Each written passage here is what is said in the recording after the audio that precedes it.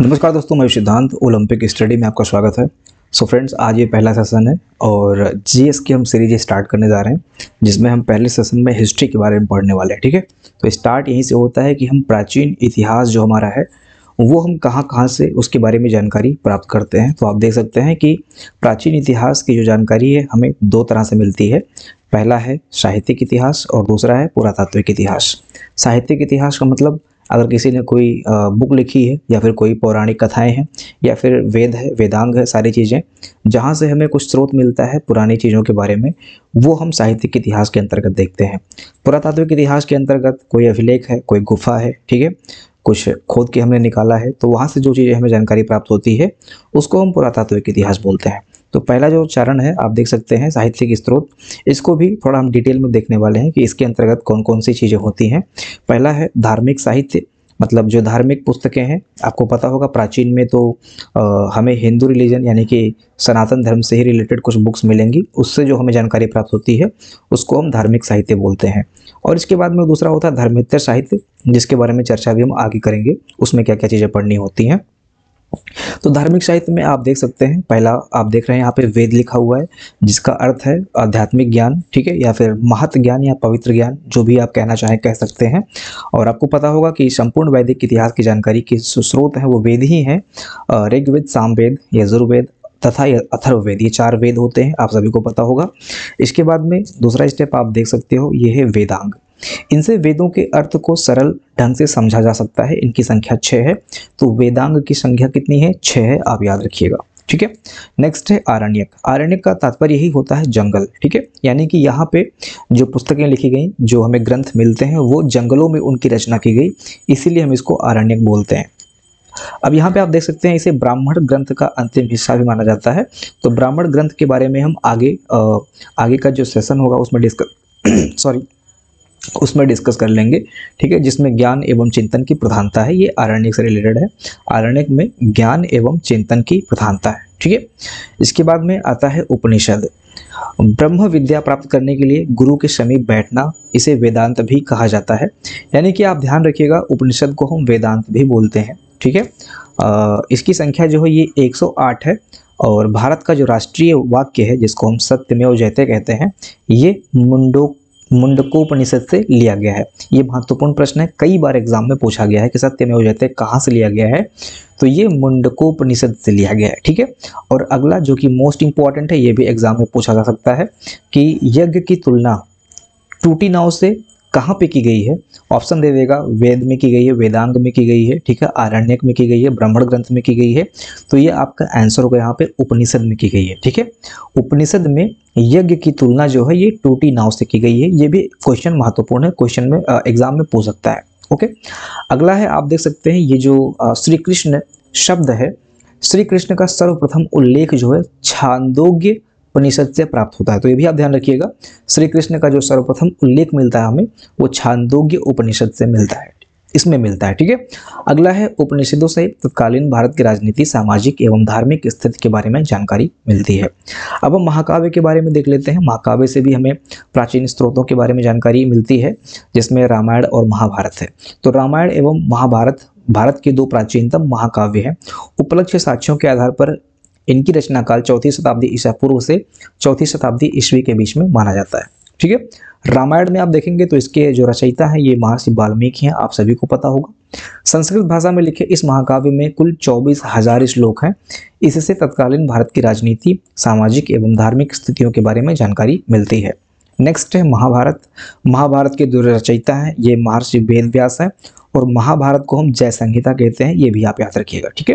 तो जय संहिता महाभारत का ही दूसरा नाम है। इसमें जो मूल श्लोक हैं ये 8800 हैं, लेकिन अभी वर्तमान में इसमें लगभग 1 लाख श्लोक हैं। और याद रखिएगा कि महाभारत में कुल 18 पर्व हैं, ठीक है। तो महाभारत में आपको ये 3-4 चीज़ें याद रखनी है, जैसा कि आप देख सकते हैं इसका जो दूसरा नाम है ये है जय संहिता। इसके जो रचयिता है, रचनाकार हैं, ये है महर्षि वेदव्यास, ठीक है।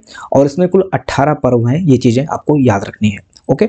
अगला है श्रीमद् भागवत गीता भीष्म पर्व से रिलेटेड है। तो ये भी आप ध्यान रखिएगा, महाभारत में कई पर्व हैं जिनमें आप देख सकते हैं एक है भीष्म पर्व। कुल 18 पर्व में जो भीष्म पर्व है इसी में श्रीमद् भागवत गीता का उल्लेख मिलता है। महाभारत का युद्ध 950 ईसा पूर्व में लड़ा गया था जो 18 दिनों तक चला था। यह विश्व का सबसे बड़ा महाकाव्य है। इसे 5वें वेद के रूप में मान्यता मिली। तो 5वां वेद के रूप में मान्यता किस ग्रंथ को मिली? तो महाभारत को मिली। ये भी आप ध्यान में रखिएगा, ठीक है। अगला है पुराण। इसे हम पंचम देव भी कहते हैं। लोमहर्ष तथा उनके पुत्र उग्रश्रवा पुराणों के संकलनकर्ता माने जाते हैं। 18 पुराण है, ध्यान रखिएगा। 18 दिनों तक महाभारत का युद्ध भी चला था, ठीक है। इसके बाद में 18 पर्व हैं। तो यहाँ पे आप देख सकते हो महाभारत में 18 पर्व है, 18 दिन तक युद्ध चला था। पुराणों की संख्या भी 18 ही है, ठीक है। इसके बाद में आप देख सकते हैं पुराणों में सर्वाधिक प्राचीन जो पुराण है यह है मत्स्य पुराण। ध्यान रखिएगा, मोस्ट इंपॉर्टेंट, मत्स्य पुराण जो है ये पुराणों में सबसे प्राचीन पुराण है, ठीक है। यह सातवाहन वंश से रिलेटेड है। कुछ चीज़ें और आपको ध्यान में रखनी है। विष्णु पुराण जो है ये मौर्य वंश से रिलेटेड है।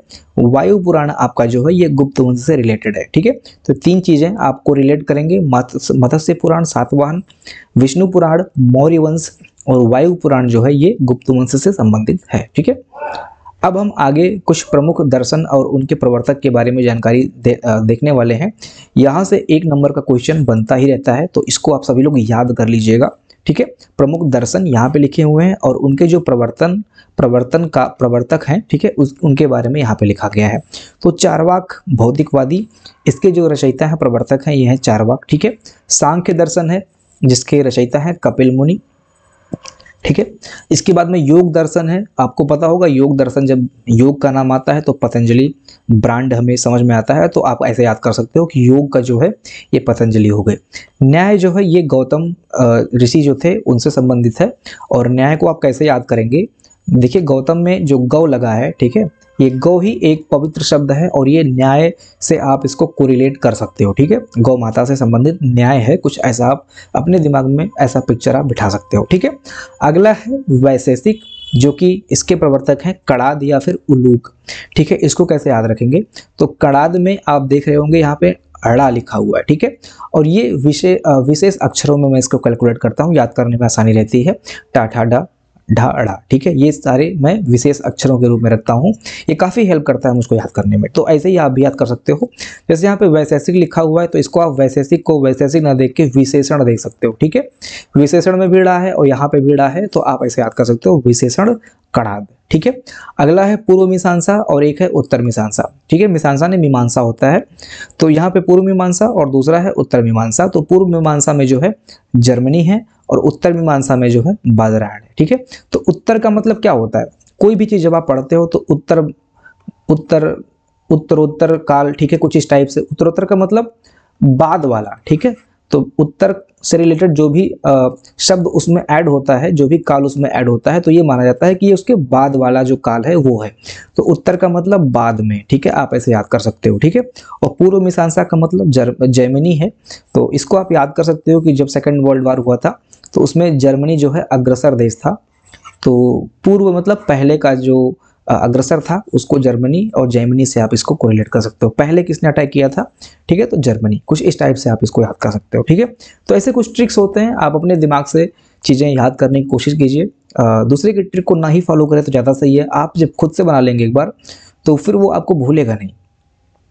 बौद्ध साहित्य से भी हमें प्राचीन इतिहास के बारे में जानकारी मिलती है। यह मूल रूप से 4 भागों में विभाजित है, जातक, त्रिपिटक, पाली और संस्कृत, ठीक है। तो जातक कथाएं आप सभी को पता होगा, ये बौद्ध से ही रिलेटेड एक पवित्र ग्रंथ है। आप याद रखिएगा, जो जातक ग्रंथ है ये बौद्धों से रिलेटेड एक पवित्र ग्रंथ है। या 550 कथाओं का एक संग्रह है। इसमें महात्मा बुद्ध के पूर्व जन्मों की कहानियां वर्णित है। अजंता की चित्रकारी जातक की कहानियां दर्शाती हैं। तो ये भी आप याद रखेंगे, अजंता की चित्रकारी जो है ये जातक की कहानियां दर्शाती हैं। अगला है त्रिपिटक। त्रिपिटक में ये आप देख सकते हैं सुत्त पिटक, विनय पिटक एवं अभिधम्म पिटक, ठीक है। इसके बाद में पाली ग्रंथ के बारे में आप देख लीजिए। पाली ग्रंथ जो है ये प्राचीनतम बौद्ध ग्रंथ पाली भाषा में है। आप याद रखिएगा, जब बौद्ध ग्रंथों की बात आएगी, ठीक है, तो वो पाली भाषा में है। और जब जैन ग्रंथों की बात आएगी तो वो प्राकृत भाषा में है, ठीक है। तो जैन आपका प्राकृत भाषा में है और बौद्ध जो है ये पाली भाषा में है, ठीक है। अगला जो है मिलिंद पन्हो, इसके बारे में देख लीजिए। इस बौद्ध ग्रंथ में यूनानी नरेश मिनांडर, जिसको हम मिलिंद बोलते हैं, एवं बौद्ध भिक्षु नागसेन के बीच वार्तालाप का वर्णन है। दीपवंश, आप इसको भी याद रखिएगा कि श्रीलंका के इतिहास पर प्रकाश डालने वाला यह पहला बौद्ध ग्रंथ है। ठीक है, श्रीलंका के इतिहास पर प्रकाश डालने वाला यह पहला ग्रंथ है। ठीक है, जिसको हम दीपवंश बोलते हैं। ठीक है, इसके बारे में आपको पता होना चाहिए। इसके बाद में अगला है महावंश। इसमें मगध के राजाओं की क्रमबद्ध सूची है, और चोल वंश में इससे कैंडी चोल के साम्राज्य के विघटन की जानकारी मिलती है। तो आप यहाँ पे ऐसा याद रखिएगा, चोल साम्राज्य के विघटन की जानकारी जो है चोल वंश या फिर चूल वंश में मिलता है, कुछ इस टाइप से। ठीक है, अगला जो है यहाँ पे आप देख सकते हैं संस्कृत ग्रंथ, जिसमें आप दो चीजें याद रखेंगे। पहला है ललित विस्तार, संस्कृत भाषा में बौद्ध धर्म का यह पहला ग्रंथ है। मतलब बौद्ध धर्म का जो ग्रंथ है उसको संस्कृत में कन्वर्ट करके यह पहला ग्रंथ है कि बौद्ध भाषा में संस्कृत भाषा में बौद्ध धर्म का यह पहला ग्रंथ है, जिसको हम ललित विस्तार बोलते हैं। ठीक है, अगला है दिव्यावदान। इसमें शुंग वंश एवं मौर्य शासकों के विषय में जानकारी प्राप्त होती है। तो क्वेश्चन ऐसे पूछेगा कि शुंग वंश और मौर्य शासकों के बारे में जानकारी कहाँ है, कहाँ वर्णित है, तो ये दिव्यावदान में वर्णित है। ठीक है, अगला है जैन साहित्य। ये प्राकृत एवं संस्कृत भाषा में है, इसे हम आगम कहते हैं। मैंने अभी पहले बताया भी था कि जब जैन की बात आएगी तो वहाँ पे आप प्राकृत लगाएंगे, और जब बौद्ध की बात आएगी तो वहाँ पर आप पाली लगाएंगे। ठीक है, तो जैन साहित्य जो है संस्कृत और प्राकृत दोनों भाषाओं में मिलता है। जैसा कि आप देख सकते हैं यहाँ पे आचराग सूत्र, इसमें जैन भिक्षुओं के विधि निषेध एवं आचार विचारों का वर्णन है। दूसरा है भगवती सूत्र, इसमें महावीर स्वामी के जीवन तथा अन्य समकालिक के साथ उनके संबंधों का विवरण है। इसमें 16 महाजनपदों का भी विवरण है। तो 16 महाजनपदों का विवरण कहाँ पे है, भगवती सूत्र में है, और भगवती सूत्र में ही महावीर स्वामी के जीवन काल तथा अन्य समकालिक के साथ उनके संबंधों का भी विवरण है। मोस्ट इंपॉर्टेंट है भगवती सूत्र, आप याद रखिएगा। ठीक है, नेक्स्ट है धर्मेतर साहित्य। अभी तक हमने पढ़ा धर्म से रिलेटेड साहित्य। ठीक है, अब हम इसमें देखते हैं धर्मेतर, मतलब धर्म के बाद में। ठीक है, जो प्योर धर्म काल था उसके बाद में जो चीजें होती हैं जो कि थोड़ा बहुत धर्म से ही रिलेटेड होती हैं, कुछ इस टाइप से। ठीक है, अगला है धर्मेतर साहित्य, नॉन रिलीजियस लिटरेचर। तो संगम साहित्य, जिसमें जो है चोल, चेर तथा पांड्य राज्य के उदय का वर्णन है। इसमें कविताओं की कुल संख्या 33,000 पंक्तियां, कुछ इस टाइप से आप देख सकते हैं, इतना महत्वपूर्ण नहीं है। ठीक है, अगला है मनुस्मृति। इसके बारे में आप थोड़ा जानकारी प्राप्त कर लें। वैसे भी यह सबसे प्राचीन एवं प्रामाणिक है। इससे तत्कालीन भारतीय राजनीति, सामाजिक एवं धार्मिक स्थितियों की जानकारी मिलती है। इसमें विवाह के 8 प्रकारों का उल्लेख है, जैसा कि आप यहाँ पे देख सकते हैं। 8 प्रकार के विवाह होते हैं, ब्रह्मा, दैव, आर्य, प्रजापत्य, गंधर्व, असुर, राक्षस, पैशाच। ठीक है, तो इसमें सबसे जो बेकार टाइप का विवाह माना जाता है, ठीक है, ये पैशाच विवाह है। ठीक है, सबसे बढ़िया और प्योर जो शादी मानी जाती है वो ब्रह्म मुहूर्त नहीं, मतलब ब्रह्म से रिलेटेड जो नियम कानून होते हैं उससे अगर आप शादी करते हो तो सबसे बढ़िया शादी मानी जाती है। ठीक है, अनुलोम विवाह, उच्च वर्ग के पुरुष निम्न वर्ग में शादी करते हैं, और प्रतिलोम में जो है वो निम्न वर्ग से उच्च वर्ग में, उच्च वर्ग से कन्या जो है वो निम्न वर्ग में जाती है, और अनुलोम में जो है उच्च वर्ग के पुरुष निम्न वर्ग की स्त्री से शादी करते हैं, ये अंतर है। ठीक है, अगला है नारद स्मृति। इससे गुप्त वंश के विषय में जानकारी मिलती है।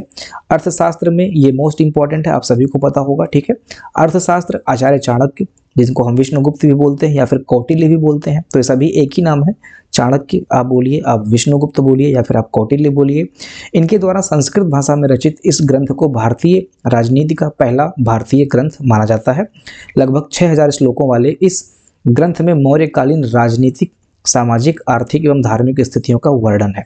तो कभी कभी पूछ लेता है कि अर्थशास्त्र में हम क्या पढ़ते हैं। ठीक है, अर्थशास्त्र में हमें क्या चीजें देखने को मिलती है, तो लोग इकोनॉमिक्स लगा के चले आते हैं, कुछ इस टाइप से जो ऑप्शन मिलता है वहां पर वो लगा के चले आते हैं। लेकिन ध्यान रखिएगा, अर्थशास्त्र जो है ये राजनीतिक से संबंधित पुस्तक है। कभी एग्जाम में अगर पूछता है तो आप राजनीति लगा के आइएगा। ठीक है, हालांकि यहाँ पे राजनीति, सामाजिक, आर्थिक और धार्मिक चारों स्थितियों का वर्णन किया गया है। ठीक है, नेक्स्ट है मुद्रा राक्षस। इसके रचयिता है विशाख दत्त, मोस्ट इंपॉर्टेंट है। ये भी याद रखिएगा कि यह नाटक जो है चंद्रगुप्त मौर्य तथा उनके गुरु चाणक्य द्वारा नंद वंश के पतन तथा मौर्य वंश की स्थापना का वर्णन करता है। ठीक है, तो मुद्रा राक्षस विशाख दत्त द्वारा रचित किया गया है। यह नाटक है चंद्रगुप्त मौर्य और उनके गुरु चाणक्य द्वारा जो नंद वंश का पतन किया गया था उसके बारे में यहाँ पे उल्लेख किया गया है। अगला है माल विकाग्नम। ठीक है, माल विकाग्नि मित्रम। ठीक है, ये कालिदास द्वारा रचित है। अक्सर आप जहाँ पर भी संस्कृत शब्द देखेंगे, जैसे मित्रम हो गया, ठीक है, या कुछ और टाइप में जहाँ पे लास्ट में माँ हलंत के साथ में होता है, वो कालिदास के द्वारा ही किया गया है। अपवाद हर जगह होते हैं, इसको आप लोग ध्यान में रखिएगा, लेकिन मैक्सिमम जो है कालिदास द्वारा ही रचित किया गया। अभिज्ञान शाकुंतलम हो गया, मालविकाग्निमित्रम हो गया, और भी कई सारे पुस्तक हैं जिनमें लास्ट में माँ आता है हलंत के साथ में, वो कालिदास द्वारा रचित किया गया है। ठीक है, तो कालिदास द्वारा रचित इस ग्रंथ में पुष्यमित्र शुंग एवं उसके पुत्र अग्निमित्र के समय की राजनीति स्थिति तथा शुंग एवं यवन संघर्ष का वर्णन किया गया है मालविकाग्निमित्रम में। अगला है हर्ष चरित्र, जो कि बाणभट्ट द्वारा रचित किया गया है। यह हर्ष के जीवन एवं तत्कालीन भारतीय इतिहास के विषय में जानकारी प्रोवाइड कराती है। ठीक है, अगला है स्वप्न वाश्वदत्तम। अगेन यह महाकवि भास द्वारा रचित इस ग्रंथ में वत्सराज उदयन एवं चंड प्रद्योत के संबंधों का उल्लेख है। तो स्वप्न वास दत्तम जो है ये महाकवि भास के द्वारा रचित है, इसका आप लोग ध्यान में रखिएगा, मोस्ट इंपॉर्टेंट है। राज तरंगिणी जो है ये कल्हड़ के द्वारा रचित किया गया है। इस पुस्तक का संबंध कश्मीर के इतिहास से है। इसे भारतीय इतिहास का प्रथम प्रामाणिक ग्रंथ भी माना जाता है, मोस्ट इंपॉर्टेंट है। ठीक है, तो राज तरंगिणी जो है कल्हड़ द्वारा, जो कि कश्मीर के इतिहास पर प्रकाश डालती है, और यह भारतीय इतिहास का प्रथम प्रामाणिक ग्रंथ है। ठीक है, ध्यान रखिएगा, प्रामाणिक ग्रंथ है। अगला है मृच्छकटिकम। यह है शूद्रक द्वारा रचित है, नाटक है। गुप्तकालीन इतिहास की जानकारी प्राप्त होती है। विक्रमांक देवचरितम, ठीक है, ये कश्मीरी कवि विल्हड़ द्वारा रचित इस ग्रंथ से चालुक्य राजवंश विशेषकर विक्रमादित्य पंचम के बारे में जानकारी मिलती है। नेक्स्ट है कीर्ति कौमुदी, ये सोमेश्वर द्वारा रचित किया गया है। ठीक है, चालुक्य वंश पर यह प्रकाश डालता है। नेक्स्ट है अवंती सुंदरी कथा, महाकवि दंडी द्वारा रचित इस ग्रंथ को दक्षिण भारत के पल्लुओं के इतिहास के बारे में जानकारी मिलती है। नेक्स्ट है अष्टाध्यायी, मोस्ट इंपॉर्टेंट, पाणिनि के द्वारा रचित है। तो ये संस्कृत की ध्यान में रखिएगा, संस्कृत व्याकरण की यह प्रथम प्रामाणिक पुस्तक है। ठीक है, और ये जो भारत का पहला प्रामाणिक ग्रंथ है वो कौन था, वो राज तरंगिणी था। तो यहाँ पे जितने भी ये 10-11 पॉइंट दे रखे हैं ये मोस्ट इंपॉर्टेंट है, सभी के रचयिता आपको पता होने चाहिए। ठीक है, आगे भी देखते हैं कुछ है क्या। ठीक है, अभी जो मैंने आपको बताया वो मैंने यहाँ पर एक टेबल के माध्यम से आपको सारी चीज़ें यहाँ पर लिख रखी हैं, और एक्स्ट्रा चीज़ें यहाँ पर मैंने ऐड कर रखी हैं। तो आप देख सकते हैं कालिदास से रिलेटेड कुमार संभवम है, अभिज्ञान शाकुंतलम है, विक्रमोर्वशीयम है, मेघदूतम है, रघुवंशम है, मालविकाग्निमित्रम है। कालिदास का संबंध जो है गुप्त काल से है, ध्यान रखिएगा, मोस्ट इंपॉर्टेंट, कई बार ये क्वेश्चन पूछा गया है। ठीक है, तो गुप्त काल से रिलेटेड जो है ये कालिदास है। ठीक है, अगला आप देख सकते हो और भी कुछ महत्वपूर्ण पॉइंट्स हैं। अष्टाध्यायी जो कि पाणिनि द्वारा रचित है, रामायण महर्षि वाल्मीकि, महाभारत वेद व्यास, अर्थशास्त्र Chanakya, indica Megasthenes, Panchatantra Vishnu Sharma, most important है, कई बार एग्जाम में पूछा गया है और अक्सर बच्चे यहाँ पे गलती भी करते चले आए हैं। ठीक है, पंचतंत्र कभी चाणक्य लगा देते हैं, कुछ इस टाइप से जो अन्य महत्वपूर्ण लेखक दे रखे होते हैं उन पे मार्क करके चले आते हैं। तो पंचतंत्र जो है विष्णु शर्मा द्वारा रचित है, ये आप आज अभी याद कर लीजिए। अगला है महाभाष्य जो कि पतंजलि द्वारा रचित है। सत्स हसारिका सूत्रम जो है ये नागार्जुन के द्वारा रचित है। बुद्ध चरित अश्वघोष ने लिखा, सौंदरानंद अश्वघोष ने लिखा, स्वप्नवास दत्ता भास ने लिखा, कामसूत्र जो है वात्स्यायन ने लिखा। मोस्ट इंपॉर्टेंट है, इसको आप लोग ध्यान में रखिएगा, एग्जाम में पूछा गया प्रश्न है। कामसूत्र वात्स्यायन ने लिखा, कुमार सोमभमु, बाकी सारी चीजें मैंने आपको पहले बता दी। ठीक है, नेक्स्ट है, आगे आते हैं। अगला है नाट्य शास्त्र, ये भरत मुनि द्वारा लिखा गया है, मोस्ट इंपॉर्टेंट है। भारतीय संस्कृति जो हम आर्ट्स क्या बोलते हैं, जो हम आर्ट पढ़ते हैं ना, कला जब पढ़ते हैं तो उसमें भी ये प्रश्न पूछा जाता है। ठीक है, भारतीय कला से जब संबंधित जब प्रश्न बनता है तो वहाँ पर नाट्य शास्त्र के जो रचयिता है उनके बारे में प्रश्न पूछा जा सकता है। तो भरत मुनि इसके रचयिता है। अगला है महाविभाषा शास्त्र, ये वसुमित्र द्वारा रचित है। देवी चंद्रगुप्तम विशाखदत्त, मृच्छकटिकम शूद्रक द्वारा। सूर्य सिद्धांत आर्यभट्ट ने दिया था। बृहत संहिता जो है बराहमिहिर, कथा सरित सागर जो है सोमदेव। तो ये सब महत्वपूर्ण है, आपके एग्जाम में कहीं से भी 1 नंबर का प्रश्न पूछ सकता है, तो ये टेबल आप याद रखिएगा। ठीक है, अगला है, आप देख सकते हैं विदेशी लेखक एवं उनके साहित्य। अब विदेशी लेखक भी आए थे भारत में घूमते टहलते, उन्होंने भी अपने साहित्य में कुछ चीज़ें लिखी हैं, उनको भी आप देख लीजिए। पहले में हेरोडोटस, इन्हें हम इतिहास का पिता बोलते हैं। इन्होंने अपनी पुस्तक हिस्टोरिका नामक पुस्तक लिखी थी, जिसमें भारत एवं ईरान के बीच में आपसी संबंधों का वर्णन किया गया है। तो भारत एवं ईरान के बीच में आपसी संबंधों का वर्णन हेरोडोटस ने अपनी पुस्तक हिस्टोरिका में की थी। ठीक है, अगला है मेगास्थनीज, यह चंद्रगुप्त मौर्य के दरबार में सेल्यूकस निकेटर का राजदूत था। मोस्ट इंपॉर्टेंट, ध्यान में रखिएगा। ठीक है, मौर्य और मेगा, ये देखिए आप ऐसे रिलेट कर सकते हो, मौर्य एंड मेगा। ठीक है, तो आप ऐसे याद करना, चंद्रगुप्त मौर्य के दरबार में ये आए थे। कई बार एग्जाम में क्वेश्चन पूछा गया है। ठीक है, अगला है इसके रचित इंडिका नामक पुस्तक मौर्यकालीन नगर प्रशासन एवं कृषि का वर्णन करती है। थर्ड है डायमेकस या सीरियन नरेश अंत्योकस का राजदूत था जो बिंदुसार के दरबार में आया था। तो डायमेकस जो है ये बिंदुसार के दरबार में आया था, याद रखिएगा। ठीक है, डायमेकस का मतलब देखो, मेक्स का मतलब होता है बनाना, डायग्राम बनाना बिंदु का, ऐसे बिंदु से डायग्राम बनाना, तो आप ऐसे याद कर सकते हो, बिंदु से डायग्राम, मेकस मतलब बनाना। ठीक है, यह सीरियन नरेश अंत्योकस का राजदूत था। अगला है डायनोसियस या मिस्र नरेश टॉलमी फिलाडेल्फस का राजदूत था जो कि बिंदुसार के दरबार में आया था। तो डायमेकस और डायनोसियस ये दोनों जो है बिंदुसार के ही दरबार में आए थे। पांचवा है प्लिनी। ठीक है, प्लिनी द्वारा रचित पुस्तक जो है हिस्टोरिका, नेचुरल हिस्टोरिका है, ये आप याद रखिएगा। ठीक है, प्लिनी मतलब प्रकृति, आप ऐसे याद कर सकते हो, प्लिनी और प्रकृति ये दोनों कुछ एक जैसा लग रहा है ना, तो प्लिनी मतलब नेचुरल, प्रकृति। ठीक है, तो प्लिनी प्रकृति यानी कि नेचुरल। ठीक है, ऐसे आप याद कर सकते हो। ठीक है, नेक्स्ट है फाहयान, प्रथम चीनी यात्री जो चंद्रगुप्त विक्रमादित्य के शासनकाल में आया था। इसने अपनी पुस्तक में तत्कालीन भारतीय राजनीतिक तथा सामाजिक स्थितियों का वर्णन किया है। मोस्ट इंपॉर्टेंट क्वेश्चन है, तो याद रखिएगा, फाहयान जो है ये चंद्रगुप्त विक्रमादित्य के दरबार में आया था। और इसके बाद में अभी जस्ट आपने देखा मेगास्थनीज जो है ये मौर्य के टाइम पे भारत में आया था, चंद्रगुप्त मौर्य के टाइम में भारत में आया था। और हुएनसांग ये भी कई बार एग्जाम में पूछा गया, यह जो है हर्षवर्धन के काल में भारत में आया था। इसके द्वारा लिखित पुस्तक जो है CU की है और इसमें जो है तत्कालीन भारत के संबंध में जानकारी प्राप्त होती है। इसने नालंदा विश्वविद्यालय में अध्ययन एवं अध्यापन का भी कार्य किया। इत्सिंग है, ये भी एक चीनी यात्री है। इसने जो 670 ईस्वी के आसपास भारत के बिहार प्रदेश का भ्रमण किया। इसने नालंदा विश्वविद्यालय में अध्ययन भी किया था। ओके, अब इनके बारे में मैंने यहाँ पे टेबल लिख रखा है, आप देख सकते हैं। टेबल से आप जो चीज़ें मैंने आपको बताई वो आप याद भी कर सकते हो। ठीक है, तो ये चीज़ें आपको याद रखनी है। और इनके द्वारा ये किस देश से थे और या इन्होंने कौन सी पुस्तक लिखी, यहाँ पे ये जानकारी दी गई है। ठीक है, तो आप इसको याद रखिएगा। अब हम इस सेशन को यहीं पे समाप्त करते हैं। अभी हमने साहित्यिक स्रोत के बारे में जानकारी प्राप्त की। ठीक है, अब हमारा जो अगला सेशन होगा ये है पुरातात्विक स्रोत।